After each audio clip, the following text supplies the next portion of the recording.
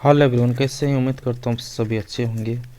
तो चलिए, आज क्लास 10 सब्जेक्ट हिंदी पार्ट का नाम है संस्कृति। तो इस लेसन से जितने भी सारे ऑब्जेक्टिव क्वेश्चन बनेंगे, सारे क्वेश्चन को बनाने का प्रयास करेंगे।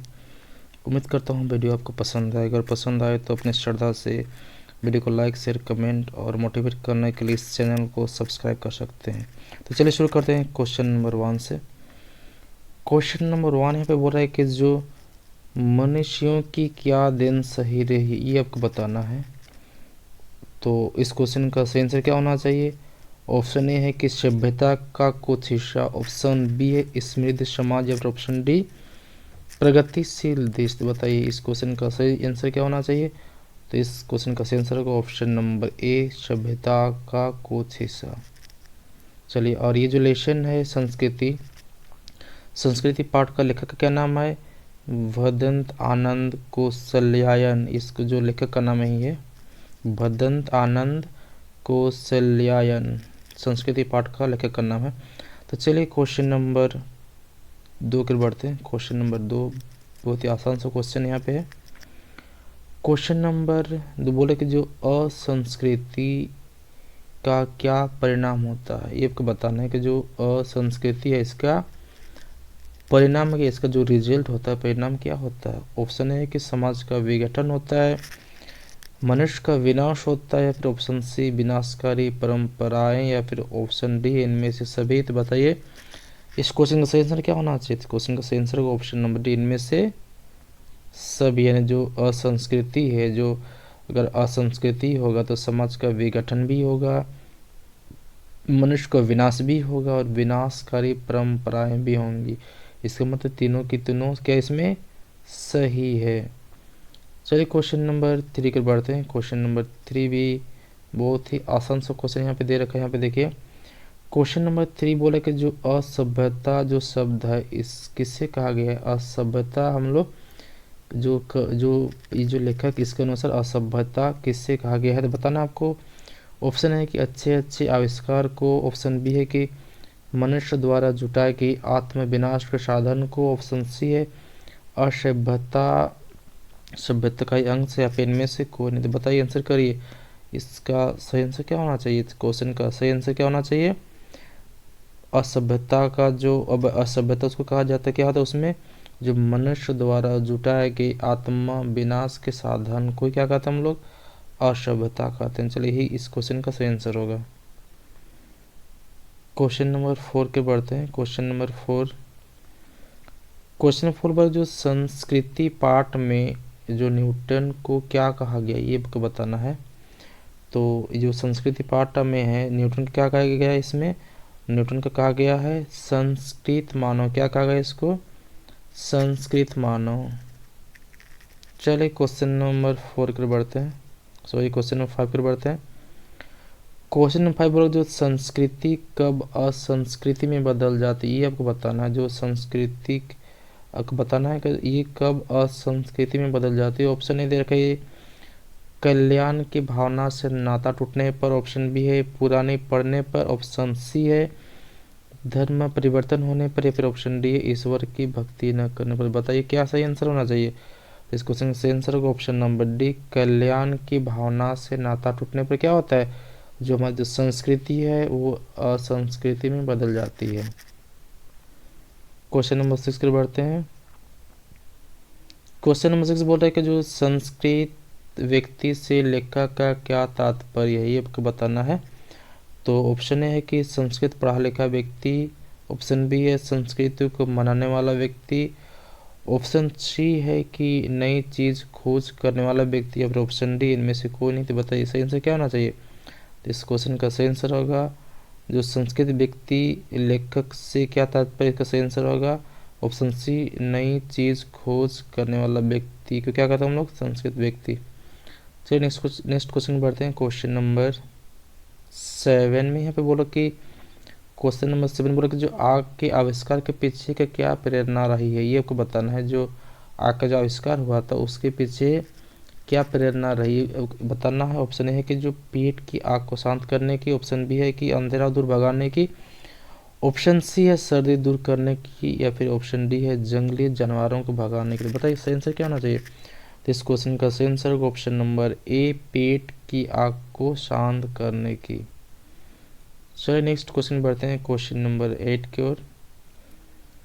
क्वेश्चन नंबर 8 बोला है कि जो सुई धागे का आविष्कार क्यों हुआ होगा, इसका आपको कारण बताना है कि जो सुई धागे का आविष्कार हुआ तो क्यों हुआ, ये आपको क्या बताना है, इसमें कारण बताना है। ऑप्शन ए है कपड़े सिलने के लिए, ऑप्शन बी है शरीर ढकने एवं सर्दी से बचने के लिए, ऑप्शन सी है पेट की आग शांत करने के लिए, फिर ऑप्शन डी घर बनाने के लिए। तो इस क्वेश्चन का सही आंसर क्या होना चाहिए। इस क्वेश्चन का सही आंसर होगा ऑप्शन नंबर बी, शरीर ढकने एवं सर्दी से बचने के लिए किसका आविष्कार हुआ, सुई धागे का आविष्कार हुआ। चलिए नेक्स्ट क्वेश्चन बढ़ते हैं क्वेश्चन नंबर 9 की ओर। क्वेश्चन नंबर 9 बोला कि जो लेखक के अनुसार आपको बताना है जो ये संस्कृति का परिणाम क्या है, ये बताना है।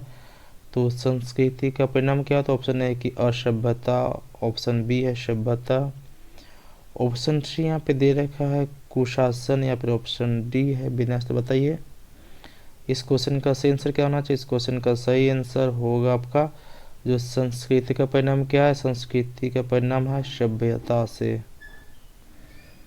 चलिए अगले क्वेश्चन को बढ़ते हैं क्वेश्चन नंबर 10 की बढ़ते हैं। क्वेश्चन नंबर 10 बोल रहा है कि जो लेखक ने असंस्कृत व्यक्ति किसे कहा है, ये आपको बताना है। जो जो लेखक के अनुसार बताना है कि असंस्कृत व्यक्ति किसे कहा है। तो ऑप्शन ए दे रखा है कि आलसी व्यक्ति को, ऑप्शन बी लालची व्यक्ति को, ऑप्शन सी है असुंदर व्यक्ति को, या फिर ऑप्शन डी है मानव कल्याण की भावना से हीन व्यक्ति। तो बताइए इस क्वेश्चन का सही आंसर क्या होगा। तो इस क्वेश्चन का सही आंसर होगा ऑप्शन नंबर डी। चलिए नेक्स्ट क्वेश्चन बढ़ते हैं क्वेश्चन नंबर 10 की ओर। क्वेश्चन नंबर 11 की बढ़ते हैं। क्वेश्चन नंबर 11 बोला कि जो आत्म विनाश के साधन का आशय क्या है। बताइए क्या सही आंसर होना चाहिए। ऑप्शन ए है क्रोध से, ऑप्शन बी है द्वेष से, ऑप्शन सी लोभ, या फिर ऑप्शन डी है हथियार से। बताइए क्या सही आंसर होगा। तो इस क्वेश्चन का सही आंसर होगा ऑप्शन नंबर डी, हथियार से। क्वेश्चन नंबर 12 को देखते हैं। क्वेश्चन नंबर 12 में क्या बोल रखा है, यहाँ पे देखिए कि लेखक ने असभ्यता की जननी किसे कहा। ये आपको बताना है कि असभ्यता की जननी किसे कहा है, या कि लेखक के अनुसार बताना है आपको। तो सभ्यता को ऑप्शन बी है असंस्कृति को, या फिर ऑप्शन सी संस्कृति को, या फिर ऑप्शन डी लालची प्रवृत्ति को। तो बताइए इस क्वेश्चन का सही आंसर क्या होना चाहिए। इस क्वेश्चन का सही आंसर क्या होगा। लेखक के अनुसार असभ्यता के जननी किसको कहते हैं हम लोग, असंस्कृति को। असंस्कृति क्या होगा, इसका सही आंसर होगा। चलिए क्वेश्चन नंबर 13 के बढ़ते हैं। क्वेश्चन नंबर 13 बोल रहा है कि जो प्रस्तुत जो गद्यांश यहाँ पे दे रखा था, ये लेखक को इस जो ये जो गद्यांश है जो संस्कृति, इसके लेखक का नाम बताना है आपको। तो लेखक कौन सा है, ये जो संस्कृति जो पाठ है, इस पाठ का लेखक का नाम बताना है। इस पाठ का लेखक का नाम क्या है, इस लेखक का नाम है भदंत आनंद कौशल्यायन। चलिए नेक्स्ट क्वेश्चन बढ़ते हैं क्वेश्चन नंबर 14 का। क्वेश्चन 14 बोल रहा है कि मानव संस्कृति कैसी वस्तु, ये आपको बताना है। अविभाज्य है, ऑप्शन ए में दे रखा है, ऑप्शन बी यहाँ पे दे रखा है कि विभाज्य है, ऑप्शन सी अस्थूल, या फिर ऑप्शन डी है अस्थायी। तो बताइए इस क्वेश्चन का सही आंसर क्या होना चाहिए। इस क्वेश्चन का सही आंसर होगा ऑप्शन ए है कि अविभाज्य। जो मानव की जो संस्कृति है कैसी वस्तु है, वो है अविभाज्य है।